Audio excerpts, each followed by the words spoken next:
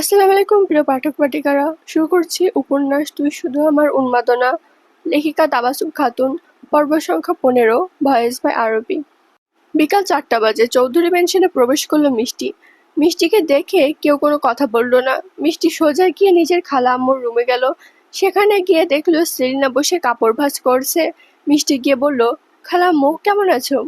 সেলিনা উঠে দাঁড়িয়ে মিষ্টিকে জড়িয়ে ধরে বলল, মিষ্টি মামুনি, আমি ভালো আছি, তুই কেমন আছিস? মিষ্টি পাংশুটে মুখে বলল, আপাতত ভালো না, যাকে চাইলাম তাকেই তো পেলাম না। সেলিনা মিষ্টির মাথায় হাত বুলিয়ে বলল, একবার ব্যর্থ হয়েছি বলে এই না যে প্রতিবার আমরা ব্যর্থ হব। কথায় আছে না, একবার না পারিলে দেখো শতবার। মিষ্টি মলিন হেসে বলল, চেষ্টা করেও যদি না পায়? সেলিনা নিজের মন খারাপ সেলিনা মিষ্টির মন খারাপ হতে দেখলে তাকে ভরসা দিয়ে বলল, আমি আছি তো, নিশ্চয়ই আমরা পারবো। আমি আমার ছেলেকে তোর আঁচলে বাঁধবই। মিষ্টি কিছু বলল না। সেলিনা মিষ্টিকে নিয়ে বেডে বসিয়ে এটা সেটা জিজ্ঞেস করতে লাগলো। দুজনে গল্প করতে লাগলো। বিকাল 4:30 বাজে। সামিয়ার জ্ঞান এখনো ফেরেনি। এদিকে নিশান আগের রুম থেকে বেরিয়ে জিহানের নাম্বারে কল লাগালো। 2বার রিং হতে কল রিসিভ হলো। নিশান কিছু বলবে, এর মধ্যে জিহান অসহায় কণ্ঠে বলল, ভাই হেল্প কর, বউকে চুমু খেতে গিয়েছি তো বউ আমার অজ্ঞান হয়ে গেছে, এখনো জ্ঞান ফেরেনি। নিশান ব্রু কুঁচকে বলল, কি অজ্ঞান হয়ে গেছে? হুম, একটু রুমে আয় বলে জিহান কল কেটে দিল। নিশান জিহানের কথা মতো তার রুমে গেল। এদিকে সিমি অজ্ঞানের কথা শুনে নিশানের পিছু পিছু সেও গেল। নিশান রুমে ঢুকলো। সিমি একপাশে দাঁড়ালো, কি বলবে সেটা শোনার জন্য।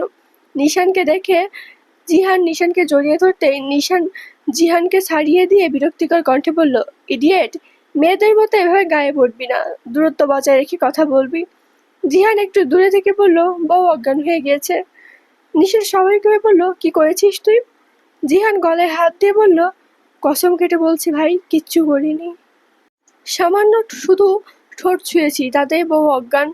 নিশান সামিয়ার দিকে একবার তাকিয়ে অতঃপর জিহানের দিকে তাকিয়ে বলল, তোর ঠোঁটে এত এনার্জি, সেজন্য তোর বউ অজ্ঞান হয়ে গেছে? নিশানের কথা শুনে জিহান চোখ বড় বড় করে নিল। এদিকে সিমি দরজার আড়াল থেকে হাসতে হাসতে বাড়ি হলো। সিমিকে দেখে জিহান লাফ দিয়ে উঠল। সিমি হাসতে হাসতে বলল, আপনারা যান, আমিও ওকে সজ্ঞানে ফিরাচ্ছি। নিশান বেরিয়ে গেল, সাথে জিহানও। সিমি গিয়ে দরজা লক করে দিল। বেডে এসে সামিয়ার মুখে হাত দিয়ে স্লাইড করতে সামিয়া লাফ দিয়ে উঠে সিমির হাত ধরে বলল, শালি, এমন করছিস কেন? সিমি মুখ চিপে বলল, অজ্ঞান হওয়ার নাটক করছিলি সেজন্য। সামিয়া ঠোঁট ফুলিয়ে বলল, তো কি করব? ওই জাবেদার ভাতার আমার ঠোঁটে চুমু খাবে, আর আমি কি খেতে দেবো? তাই এভাবে নাটক করেছি। ম্যাডাম আমার সামনে বসেছিল, ভাই কি যে কষ্ট হলো। সিমি হাসতে হাসতে বলল, আমার ট্যালেন্টেড বান্ধবী। সামিয়া হাসতে হাসতে মাথা নাড়ালো। নিশান আর জিহান ড্রয়িং রুমে এসে বসলো। নিশান গম্ভীর কণ্ঠে জিহানকে বলল, এভাবে বউয়ের আঁচলের তলে না থেকে বিজনেসে মনোযোগ দিতে হবে। নিশানের কথা শুনে জিহান চোখ বড় বড় করে বলল, বিয়ে করলাম সকালে, তো বউয়ের আঁচলের নিচে কখন থাকলাম ভাই? বরং তুই তো নিজেই বিয়ে করে বউয়ের আঁচলে নিজের হাত বেঁধেছিস। নিশান বিরক্ত হয়ে বলল, ওগুলো প্রাইভেসি, হাত বাঁধা না। জিহান একটু অসহায় মুখ করে বলল, হ্যাঁ, প্রাইভেসি শুধু তোর দ্বারাই সম্ভব, আর আমার বউকে একটু চুমু খেতে গেলে আমার ঠোঁটে অ্যালার্জি হয়। নিশান উঠে দাঁড়ালো, সদরজা দিয়ে বাইরে যেতে যেতে বলল, ডক্টরের কাছে যা, নয়তো বাপ ডাকা শুনতে পারবি না কখনো। নিশানের পিছু পিছু জিহানও যায়, বলল, হোপ শালা, কি বলছিস এসব? নিশান কিছু বলল না, চুপচাপ নিজের গাড়িতে উঠে বসলো। জিহানও বসলো। নিশান গাড়ি স্টার্ট দিল। জিহান ভ্রুকুচকে বলল, আমরা কোথায় যাচ্ছি? নিশান গাড়ি ঘোরাতে ঘোরাতে বলল, তোকে ডাক্তারের কাছে নিয়ে যাচ্ছি। জিহান ভ্যাবাচেকা খেয়ে বলল, ওয়াই, আমি বাপ ডাক শুনতে পারবো? এমন করিস না, মানে ইজ্জত সব শেষ হয়ে যাবে। নিশান ভ্রুকুচকে বলল, তোর ইজ্জত আছে? জিহান বলল, না থাকার কি আছে? থাকারই বা কি আছে? বাল, সত্যি বলছি, আমি এসব ডাক্তারের কাছে আমি যাব না। নিশান এইবার বিরক্তি কণ্ঠে বলল, শালা চুপ কর, নয়তো ধাক্কা মেরে গাড়ি থেকে ফেলে দেব। জিহান নিশানের মুখে ভেঙে অন্যদিকে মুখ করে বসলো। নিশান ব্রুকুসকে বলল, মেয়ে মানুষ হয়েছিস যে এইভাবে মুখ ভেঙচাস? তুই বেশি না বকে গাড়ি চালা। নিশান গাড়ি চালাতে চালাতে বলল, শোন, মেয়ে জাতি অভিনয়ে সেরা, সামান্য ঠোঁটে লাগায় কেউ অজ্ঞান হয়ে যায়, তোর মাথায় গোবর ছাড়া এসব আর কিছুই আসে না। নিশানের কথা শুনে জিহান নিশানের দিকে তাকায়, বলল, মানে? খুবই সিম্পল, সামিয়া তোর থেকে দূরে থাকতে তোর সন্নিকটে আসতে চায় না, তাই অজ্ঞান হওয়ার নাটক করেছে। নিশানের কথা শুনে জিহান অবাক হয়ে বলল, কি? তুই কিভাবে জানলি? নিশান দাঁতে দাঁত চেপে বলল, তোর মতো গোবর নেই মাথায়, যথেষ্ট ব্রেন আছে আমার। জিহান দুঃখ প্রকাশ করে বলল, মিস ক্যারকানি, আমাকে এইভাবে ধোকা দেবে বুঝতে পারিনি। ইস, আমার স্বাদের 29 বছরের পুষে রাখা চুমু তাও খেতে পারলাম না। সমবেদনা জানায় আমাকে 1 বস্তা, 100 বালতি না, 1 পুকুর পানি দিয়ে আমাকে ঠান্ডা কর কেউ। নিশান বলল, সামনে নদী আছে, ধাক্কা মেরে ফেলে দেবো, টেনশন নিস না। জিহান চোখ ছোট ছোট করে বলল, আমাকে মারার প্ল্যান করছিস কেন ভাই? তোর বিয়ে বাসর সব শেষ, আর আমি মাত্র বিয়ে হয়েছে, এখনো অর্ধেক দিনও হয়নি। নিশান ফোঁস করে শ্বাস ছেড়ে বলল, তুই কি আসলে গাধা হয়ে যাচ্ছিস দিন দিন? আমি গাধা না, তুই গাধা, জিহান বলে উঠল। নিশান জিহানের দিকে এক পলক তাকিয়ে আবারও গাড়ি চালাতে চালাতে মনোযোগ দিয়ে বলল, তোর বউ যদি চুমুতে সিম্পল ডোজ দিয়ে অজ্ঞান হওয়ার নাটক করে, তাহলে তুই ফরজ কাজটা শেষ করে ফুল পাওয়ার এর ডোজ দিয়ে অজ্ঞানের নাটকটা বাস্তবে করিয়ে ফেল। নিশানের কথা শুনে জিহান কিছুক্ষণ চুপ হয়ে রইল। হুট করে নিশানের গানে টুপ করে একটা চুমু খেয়ে বলল, ওয়াও, আমার জানের দিকে দোস্ত, এত বুদ্ধি নিয়ে ঘুমাস কিভাবে? নিশান হাত দিয়ে গাল ঘষতে ঘষতে বিরক্ত কণ্ঠে বলল, ইডিয়েট, চুমো দিয়ে আমাকে অপবিত্র করছিস কেন? জঙ্গলি কথাকার, তোর এসব মেয়েলি সব যাবে না, ডিসকাস্টিং। জিহান দাঁত কেলিয়ে হেসে বলল, এত সুন্দর বুদ্ধি তুই দিলি যে নিজেকে কন্ট্রোল করতে পারলাম না, তাই টুপ করে চুমু খেয়ে দিলাম। সমস্যা কোথায়? আমরাই তো। জিহানের দিকে তাকিয়ে নিশান দাঁতে দাঁত চেপে বলল, আরে একটা কথা মুখ দিয়ে উচ্চারণ করলে বিলিভ মি জিহান, জানে মেরে ফেলবো তোকে। নিশানের রাগান্বিত কণ্ঠ শুনে জিহান চুপ হয়ে গেল, আর কিছু বলল না। নিশানও কোনো কথা বলল না, নিজের মতো অজানা গন্তব্যের দিকে গাড়ি চালাতে লাগলো। সন্ধ্যা 7টা বেজে 5 মিনিট, তিহান মাত্র বাসায় ফিরল, সাথে সিমি আর সামিয়াকে নিয়ে। নিশান আনতে বলেছিল তাদের। তিহান সোজা নিজের রুমে ঢুকে গেল। ড্রয়িং রুমে সবাই বসেছিল। সিমি আর সামিয়া মাথা নিচু করে দাঁড়িয়ে আছে। তাজউদ্দিন তাদের দুইজনকে ডাকলো। তারা ধীর পেয়ে গেল। তাজউদ্দিন গম্ভীর কণ্ঠে সামিয়াকে প্রশ্ন করলো, বিয়ে কি হয়ে গেছে? সামিয়া মাথা উপর নিচ করলো। তা দেখে তাজউদ্দিন বলল, খুব ভালো, সংসার করো, পড়াশোনা আর করতে হবে না। আর দুটো আছে, কখন না জানি ওই দুটোকে কেউ তুলে নিয়ে গিয়ে বিয়ে করে আসে। আমরা ফকির তো, এই জন্য আমাদের টাকা পয়সা নেই, শুধু তুলে নিয়ে গিয়ে কবুল বললেই বিয়ে শেষ, খরচ ব্যতীত। তাজউদ্দিনের কথা শুনে সিমি চট করে বলে ফেললো, আসলে ফকির, এজন্যই তো বিয়েতে মাত্র 2 টাকা কাবিন করছিল। সিমির কথা শুনে তাজউদ্দিন কেসে উঠল। বাকি সবাই মুখ চেপে হাসছে। সামিয়া সিমিকে একটা চিমটি কেটে ফিসফিস করে বলল, এই সিমরি, কি বলছিস? সেন্সে ফিরে আয়। সিমি আশেপাশে তাকিয়ে নিজের কথা ভেবে নিজেই মাথায় একটা চাটি মারলো। মনে মনে বলল, সিমি রে সিমি, একটু তো মুখ কন্ট্রোল করতে পারিস। ছি, এইভাবে কেউ শ্বশুরকে ফকির বলে? কিন্তু মুখে কিছু বলল না। তাজউদ্দিন বলল, তাহলে ভাবো কত গুণধর ব্যক্তিদের বিয়ে করেছো তোমরা 2 টাকার কাবিন রাখে। সিমি মাথা নিচু করে হাসছে। সামিয়াকে ফিসফিস করে বলল, গুণধর বটেই, এত সুন্দর জামাই উগান্ডাতেও পাওয়া যাবে না। সামিয়া ফিসফিস করে বলল, মেরি মা, এইসব যেন এখন বলিস না। সিমি মাথা নাড়ল, মানে সে বলবে না। তাজউদ্দিন আবারও বলল, উপরে যাও তোমরা। সিমি আর সামিয়া এক মুহূর্ত দাঁড়ালো না, সোজা হাঁটা ধরলো। ওদের পিছু পিছু রাত্রি যারাও আসলো। সিমি সিঁড়িতে উপরে উঠতে দেখে মিষ্টি তাকে দেখে হাসছে। সিমি জানে মিষ্টি নিশানকে ভালোবাসে আর বিয়ে করতে চায় এখনো। সিমি এইবার দুষ্টু হেসে সামিয়াকে বলল, সামু, আমার নিশান ভাই, সরি, আমার নিশান জামাই যে এত, উফ, আমার কল্পনাও করা যাবে না। ভাগ্যিস কোনো সাতচন্নি পায়নি তাকে। আর আজকে কি হয়েছে জানিস? কি হয়েছে? সিমি হেসে বলল, আজকে উনি আমাকে একটা গান শুনিয়েছে, অস্থির ছিল গানটা। তুই শুনতে চাস? ওই যে 7 সং, ওইটা। সামিয়া চোখ বড় বড় করে বলল, কি, বৃহস্পতি ভাই তোকে ওই গান শুনিয়েছে? হ্যাঁ, আসলে রোমান্টিক মুডে ছিল তো, এই জন্য। সামিয়া, যারা আর রাত্রি হাসছে, আর এদিকে এতক্ষণ হাসতে থাকা মিষ্টি রাগে ফুঁসছে। সিমি ইচ্ছে করে তাকে এভাবে রাগাচ্ছে। সিমি রুমে ঢুকতে ঢুকতে জোরে জোরে বলল, উফ, পোড়া পোড়া গন্ধ আসছে, কি যেন পুড়ে গেছে। যাকগে, আমার কি, আমি জামাইয়ের অপেক্ষা করতে করতে রুমে বসি। বলে রুমে ঢুকলো সে, সাথে সামিয়ারাও ঢুকলো। মিষ্টি একবার দরজার দিকে তাকিয়ে রাগে ফুঁসতে ফুঁসতে নিজের রুমে চলে গেল। রুমে গিয়ে জিনিসপত্র ভাঙচুর করতে লাগলো। রাগে মাথা ফেটে যাচ্ছে, শান্ত হচ্ছে না। ঠিক সেই সময় রুমে ঢুকলো সেলিনা।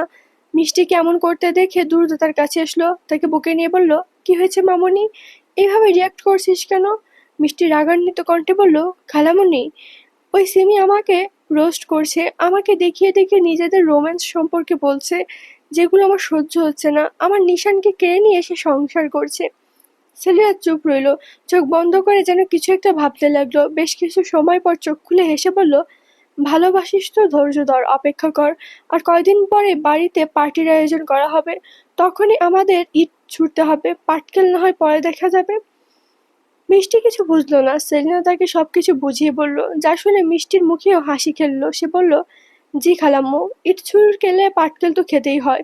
সমস্যা কি? ইট ছুঁড়লে যদি ভেঙে যায় তো পাটকেল খেলে কিছু হবে না তেমন। সেলিনা মাথা নাড়ালো, মিষ্টিকে রেখে রুম থেকে বেরিয়ে গেল। বাহিরে গিয়ে একটা সার্ভেন্টকে দেখে এনে রুম পরিষ্কার করিয়ে নিল। সিমিরা রুমে ঢুকতেই রুমের দরজা অফ করে হাসতে লাগলো। যারা বলল, ভাবিজান, সত্যি বলতে বাসটা কিন্তু সেই ছিল। সিমি হাসতে হাসতে বলল, বাস না, সবকিছু সত্যি, যা যা হয়েছে তাই বললাম। রাত্রি বলল, বাহ বাহ বাহ, খুব উন্নতি। তুই বেয়াত্তা মহিলা আর আমরা চির সিঙ্গেল। যারা এবার সামিয়ার হাত ধরে বলল, সামু, কিরে, বিয়ে তো অনেক আগেই করেছিস, ইয়ে টিয়ে কিছু হয়েছে নাকি? সামিয়া নাক মুখ ছিটকে বলল, জাবেদার ভাতার আর আমি, ওয়াক, অসম্ভব কাজকাম এগুলো, মুখেও আনিস না। সিমি হাসতে হাসতে বলল, হ্যাঁ, তাই বলে অজ্ঞানের নাটক করছিল। যারা আর রাত্রে বুঝতে না পেরে বলল, মানে? সিমি তাদের সবকিছু খুলে বলল, যা শুনে ওরা দুজন হাসতে হাসতে শেষ। সামিয়া বিরক্তি কণ্ঠে বলল, ধুরবার, ভালো লাগে না, হাসছস কেন তোরা? বলে রুম থেকে বেরিয়ে গেল সে। জারাদের রুমে গিয়ে সে শুয়ে পড়ল। ঘুম পাচ্ছে তার। সবকিছু যেন মাথার উপর দিয়ে যাচ্ছে। সামিয়ারা চলে যাওয়ার পরেও সিমিরা কিছুক্ষণ গল্প করলো। রাতের খাবার খেলো। সামিয়াকে কেউ ডাকলো না, ঘুমিয়ে আছে, ঘুমাক। এমনিতে মেয়েটার উপর দিয়ে অনেক টর্নেডোর ঝড় বয়ে গেছে। সিমি গিয়ে চুপচাপ নিশানের রুমে শুয়ে পড়লো। যারা আর রাত্রি সিমির রুমে ঘুমিয়ে পড়লো, আর সামিয়া জারাদের রুমে। বাড়ির প্রতিটা সদস্য ঘুমিয়ে পড়লো। রাত হয়েছে অনেক। রাত 2টা বেজে 5 মিনিট। জারাদের রুমে চোরের মতো চুপি চুপি ঢুকলো জিহান। রুমে ঢুকে ফ্ল্যাশ অন করে দেখে সামিয়া বেডে অগোছালোভাবে ঘুমিয়ে আছে। প্লাজো হাঁটুর উপর পর্যন্ত উঠানো, ওড়নাটা অবহেলায় পাশে পড়ে আছে। জিহান সঙ্গে সঙ্গে ফ্ল্যাশ অফ করে দিল। এই মেয়ে তাকে মেরে ফেলবে। জিহান আস্তে আস্তে সামিয়ার কাছে গেল। একটা ঢোক গিলে সামিয়াকে কোলে তুলে নিল। যেইভাবে এসেছিল ঠিক সেইভাবেই সামিয়াকে নিয়ে আবারও নিচের রুমে গেল। নিজের রুমের বেডে সামিয়াকে শুয়ে দিল। রুম লক করে দিল। জিহান নিজেও বেডে শুয়ে পড়ল লাইট অফ করে। সামিয়ার গায়ে হাত দিতে গিয়েও দিতে পারছে না। একটা ঢোক গিলে সামিয়ার গায়ে হাত দিল। সামিয়াকে নিজের বুকের কাছে নিয়ে আসলো। সামিয়া জিহানের পেটে হাত দিল। জিহান চোখ বন্ধ করে জোরে জোরে শ্বাস নিতে নিতে বলল, সত্যি এই মেয়ে আমাকে খুন করবে কোনো অস্ত্র ছাড়াই। বলে সে নিজেকে ঠিক করলো। সামিয়াকে জড়িয়ে ধরলো শক্ত করে। বউকে জড়িয়ে ধরার কারণে যেন জিহানের আজ দ্রুত ঘুম চলে আসলো। সামিয়াও ঘুমের ভেতর জিহানকে জড়িয়ে ধরে আছে, নিজের কোলবালিশ মনে করে। আমি তো কিছু করিনি, তাহলে কেন মারতে আসছেন আমাকে? সিমির কথায় তোয়াক্কা না করে নিশান হাতে থেকে একটা ছুরি নিয়ে এপাশ ওপাশ ঘোরাতে ঘোরাতে সিমির দিকে এগিয়ে আসতে আসতে বলল, মনে করে দেখ তুই কি করেছিস। সিমি পিছাতে লাগলো। বেডের একদম কর্নারে গিয়ে বসে পড়লো। বলল, সত্যি বলছি, আমি কিচ্ছু করিনি, আমাকে মারবেন না প্লিজ, আমি ব্যথা পাবো, কান্না করব। নিশা সিমির একদম কাছাকাছি চলে আসলো। সিমির দিকে তাকিয়ে বাঁকা এসে বলল, ব্যথা পাওয়ার জন্যই আঘাত দেবো। আমার দেওয়া আঘাতে তারপর তুই কান্না করবি, এটাই তো আমি চাই। সিমি একইভাবে বলছে সে কিছু করেনি। নিশান শুনলো না। সিমির ডান হাত তুলে নিয়ে সিমির দিকে বাঁকা চোখে তাকিয়ে ফুস করে সিমির হাত কেটে দিল। রক্ত ফিনকি দিয়ে বের হয়ে আসলো। ছিটা গিয়ে পড়লো নিশানের মুখে। সিমি ব্যথায় আর্তচিৎকার করে উঠল। ওর চিৎকার শুনে পাশে শুয়ে থাকা নিশান উঠে বসে ভ্রু কুঁচকে জিজ্ঞেস করলো, কি সমস্যা তোর? এই ভোরে চিৎকার করছিস কেন এভাবে? সিমি চোখ খুললে পাশে তাকাতেই দেখলো নিশান বসে আছে। সিমি নিজের 2 হাত সামনে এনে দেখলো, না, কোথাও কাটা দাগ নেই, আর না আছে রক্ত। তার মানে এটা স্বপ্ন ছিল। সে ঘেমে গেছে, একাকার অবস্থা তার। নিশান সেটা লক্ষ্য করে বলল, তুই ঘেমে যাচ্ছিস কেন আর এত হাঁপাচ্ছিস কেন? বলে সিমির গায়ে হাত দিতে গেলেই সিমি বেড থেকে নেমে দাঁড়িয়ে বলল, শাওয়ার নিতে হবে। নিশান ভ্রুকুচকে বলল, এত ভোরে শাওয়ার নিবি কেন? আমরা তো কিছুই করিনি। সিমি ভ্রুকুচকে চোখ বুক খিচে বলল, এসব কি বলছেন আপনি? নিশান একইভাবে বলল, তো শাওয়ার নিবি কেন? যদি বেশি প্রয়োজন হয় তাহলে শাওয়ার নেওয়ার কাজটুকু কমপ্লিট করি, অতঃপর নিশ্চিন্তে শাওয়ার নিস। সিমি সোজা ওয়াশরুমের কাছে গিয়ে নিয়াসানকে বলল, কি ভাষা, অভদ্রতার প্রতিযোগিতায় হলে আপনি মেবি ফার্স্ট প্রাইজ পেতেন। বলে আর এক মুহূর্ত না দাঁড়িয়ে ওয়াশরুমে ঢুকে পড়ল। নিশান ভ্রু কুঁচকে সিমের যাওয়ার পানে তাকিয়ে আছে। তক্ষুনি তার ফোনে কল আসে, সে রিসিভ করে বেলকনিতে চলে যায়। এদিকে সিমি ওয়াশরুমে ঢুকে ঝর্ণার নিচে দাঁড়িয়ে বিড়বিড় করে, শালা স্বপ্ন আসলি তো আসলি, ভালো তাই আয়, তা না আমার জামাইয়ের সাথে রোম্যান্স করছি এমন কিছু আয় না করে স্বপ্ন আসছে জামাই আমাকে মারছে। ধুর, আমার জানটা এখনো কাঁপাচ্ছে। না জানি ভোরের স্বপ্ন কখন সত্যি হয়ে যায়। ওই বিদেশি কুত্তা যদি আমাকে মারে আবারও, কি জ্বালায় পড়লাম, ঘুমিয়েও রেহাই নেই। সকাল 7:25 জানলার পর্দা ফাঁক করলে রুমের ভেতর প্রবেশ করছে আলো, যা সামিয়ার মুখে এসে পড়ছে। সামিয়া হাত দিয়ে মুখ ঢাকলো, কিন্তু তাতেও রেহাই পাচ্ছে না। সে পাশ ফিরতে গেলেও পারছে না, কোনো ভারী কিছু যেন তার উপর চেপে আছে। চোখও খুলতে পারছে না। সামিয়া কিছুক্ষণ অমন রইল, অতঃপর ধীরে চোখ খুলল। তার শরীরে প্রচণ্ড ভার লাগছে। সে মাথা কাত করে দেখে কি আছে। তার চোখের সামনে দৃশ্যমান হয় জিহান, যে ওকে জড়িয়ে ধরে ঘুমিয়ে আছে। সামিয়া কিছু পল তাকিয়ে থেকে চিৎকার দিয়ে উঠল। সামিয়ার চিৎকার শুনে জিহান লাফ দিয়ে উঠে বসলো। সামিয়া নিজেও উঠে বসলো, ওড়না খুঁজলো কিন্তু পেল না, তাই দ্রুত ব্ল্যাঙ্কেট গায়ে জড়িয়ে নিল। জিহান সামিয়ার দিকে তাকিয়ে বলল, কি হয়েছে তোমার, এভাবে চিৎকার করছো কেন? সামিয়া তেলে বেগুনে জ্বলে উঠে বলল, এই জাবেদের ভাতার, আমাকে জড়িয়ে ধরেছিলেন কেন? আমার বউ, আমি জড়িয়ে ধরতেই পারি। সামিয়া কাঁদো কাঁদো কণ্ঠে বলল, আমার বউ না কচু, আমার ওড়না নেই কেন? সত্যি করে বলুন আপনি আমার সাথে কি কি করেছেন? জিহান বিরক্তি কণ্ঠে বলল, অঘটন ঘটিয়ে ফেলাই উচিত ছিল, তাহলে অন্তত এই দোষ ঘাড়ে নেওয়া যেত। সামিয়া মুখ ভেঙিয়ে বলল, দেখুন কথা ঘুরাবেন না, আমাকে এখানে আনলেন, আমি তো অন্য রুমে ছিলাম। জিহান বলল, তোমার বিয়ে হয়ে গেছে তাই বরের বাড়ি ছেড়ে বাপের বাড়ি থাকতে যাবে কেন? সামিয়া চোখ বড় বড় করে বলল, বরের বাড়ি মানে? আমি তো এই বিয়ে মানিই না। সামিয়ার কথা শোনা মাত্র জিহান সামিয়ার কোমরের কাছে নিজের শক্ত হাত চেপে ধরে সামিয়াকে নিজের কোলে এনে বসালো। সামিয়ার ঘাড় থেকে চুলগুলো সরিয়ে সামিয়ার ঘাড়ে সজোরে একটা কামড় দিল। সামিয়া ব্যথায় চোখ মুখ খিচে বন্ধ করে নিল। জিহান কামড়ের স্থানে গভীর চুমু দিয়ে সামিয়ার কানে ফিসফিস করে বলল, বিয়ে না মানার জন্য আমার থেকে এরকম দুষ্টু মিষ্টি শাস্তি পাবে তুমি। লাভবাইট দিয়ে বুঝিয়ে দিলাম, এই বিয়েটা সত্যি হয়েছে মানতে হবে। সামিয়া চোখ বন্ধ করে আছে, কোনো কথা বাইর হচ্ছে না, তার গলা থেকে নিঃশ্বাসও যেন আটকে আসছে। জিহান সামিয়ার কানের লতিতে চুমু দিল। সামিয়া কেঁপে উঠল, যা দেখে জিহান সামিয়ার কানের কাছে ফিসফিস করে বলতে লাগলো, আমার ছোঁয়াতে তুমি কাঁপবে, আর তখনই নিজেই বিশ্বাস করবে এই বিয়েটা তুমি নিজেই মানো। বলে জিহান উঠে দাঁড়ালো, সামিয়ার উদ্দেশ্যে বলল, রুমে যা জিনিসপত্র প্রয়োজনীয় আছে নিয়ে আসো, আজকে থেকে এটাই তোমার রুম, এই রুমের বাহিরে আমার অনুমতি ব্যতীত তুমি যেতে পারবে না, যাও এখন। বলে জিহান ওয়াশরুমে ঢুকে পড়ল। জিহান ওয়াশরুমে ঢুকতেই সামিয়া এক দৌড়ে নিজের রুমে গেল। সেখানে আগে থেকে বসেছিল সিমি। সে সামিয়াকে ওভাবে ওড়নাবিহীন দৌড়ে আসতে দেখে ভ্রু কুঁচকে বলল, কিরে, তোর ওড়না কোন বাঁদরে চুরি করে উগান্ডায় পাঠালো? সাথে কোন কুত্তা ধাহা করেছে যে এভাবে দৌড়াচ্ছিস? সামিয়া দরজায় লাগিয়ে বেডে বসে বুকে হাত দিয়ে জোরে জোরে কয়েকটা শ্বাস নিল। অতঃপর বলল, ওই জাবেদার ভাতার আমার ওড়না রাতে অপহরণ করেছে, আর এখন সাদা কুত্তার ভয়ে দৌড় দিয়েছি। সিমি সামিয়ার বাহুতে থাপ্পড় মেরে বলল, গাধা, জাবেদার ভাতার করিস না, ওইটা তোর ভাতার, সামিয়ার ভাতার। সামিয়া মুখ ভাঙিয়ে বলল, চুপ কর বেডি, আমার ঘাড় এখনো ব্যথা করছে, সাথে জ্বালাও করছে। সিমি ভ্রু কুঁচকে বলল, কেন, কি হয়েছে? সামিয়া ন্যাকা কান্না করে বলল, ওই জাবেদার ভাতার আমার ঘাড়ে কামড় দিয়েছে, বলে কিনা লাভ বাইট। সামিয়া কথাটা শুনে জোরে চিৎকার করে বলল, রিয়েলি? সামিয়া মাথা নাড়ল। ঘাড়ের কাছে থাকা চুল সরিয়ে সিমি দেখে বলল, এই দেখ, এখানে নাকি লাভ বাইট দিয়েছে, জানিস কত জ্বালা করছে? সিমি মুসকে মুসকে হাসছে। সে বলল, ওই একটু প্রথম প্রথম তো তাই, চিন্তা করিস না, দ্রুত ভালো হয়ে যাবে। সামিয়া মাথা নাড়িয়ে ওয়াশরুমে ঢুকে পড়ে ফ্রেশ হওয়ার জন্য। সিমি চুপচাপ বেডে বসে নিজের ফোন স্ক্রল করতে লাগলো। নিশান গার্ডেনে আসছে, তার পাশে সব বিজনেসম্যানরা মাথা নিচু করে দাঁড়িয়ে আছে। নিশান গম্ভীর গলায় বলল, কালকে সন্ধ্যা 6টায় আমাদের বাড়িতে পার্টির আয়োজন করা হয়েছে, আর সেখানে ডিল ফাইনাল করব আমি। বলে নিশান চলে যায় চৌধুরী বাড়ির ভেতরে। বিজনেসম্যানরাও চলে যায় যে যার কাজে। এদিকে তাজউদ্দিন, সালাউদ্দিন, জামাল উদ্দিন এরাও বিজনেস পার্টনারদের সাথে কথা বলছে। ওরা কালকের পার্টিতে যেন আসে সেই বিষয়ে কথা বলছে।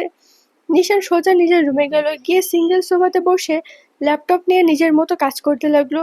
জিহানও নিজেও ল্যাপটপ নিয়ে বসে কাজ করছে। কালকে পার্টির আয়োজন করা হয়েছে, আরো ডিল ফাইনাল করতে হবে অনেক কাজ, সেগুলো দুজন মিলে করছে। সেলিনা মিষ্টির রুমে নক করলো, মিষ্টি ভেতরে আসতে বলল। সেলিনা ভেতরে ঢুকলো, বেডে মিষ্টির কাছে গিয়ে বসলো। মিষ্টির মাথায় হাত বুলিয়ে বলল, মিষ্টি মামুনি চিন্তা করিস না, কালকের পার্টির আয়োজন করা হয়েছে, এবার শুধু একটু খেলা করতে হবে। মিষ্টি সেলিনার কোলে মাথা রেখে বলল, পারবো তো আমরা? সেলিনা বলল, না পারলে আবার চেষ্টা করব, আমার ভয় করছে খালাম্মু। সেলিনা মিষ্টিকে নিয়ে নিজের বুকে চেপে ধরলো। কেন ভয় করছে? যদি নিশান আমার না হয়? সেলিনা মিষ্টির মাথায় একটা চাটি মেরে বলল, আরে এমনটা হবে না, সবকিছু ঠিক হয়ে যাবে, শুধু কালকের জন্য একটু রেডি থাক। আজকের পর্ব এই পর্যন্তই। কেমন হয়েছে অবশ্যই জানাবেন। পরবর্তী পর্ব আসবে খুব দ্রুত। আর আমার আরেকটা চ্যানেল ভয়েস বাই আরবি 2, সেই চ্যানেলে নতুন গল্প আপলোড দেওয়া হচ্ছে, সবাই শুনে জানাবেন গল্পটা কেমন লাগলো। সাথে আরো সুন্দর সুন্দর গল্প এই চ্যানেলে আপলোড দেওয়া হবে, যেহেতু এই গল্পে পোস্ট প্লাস ভিডিও আকারে বেশ কিছু গল্প আপলোড দেওয়া হয়েছে। তো আমার ওই চ্যানেলেও বেশ কিছু গল্প পোস্ট করা হবে, প্লাস আপলোডও দেওয়া হবে। সবাই শুনে জানাবেন কেমন হয়েছে। ধন্যবাদ।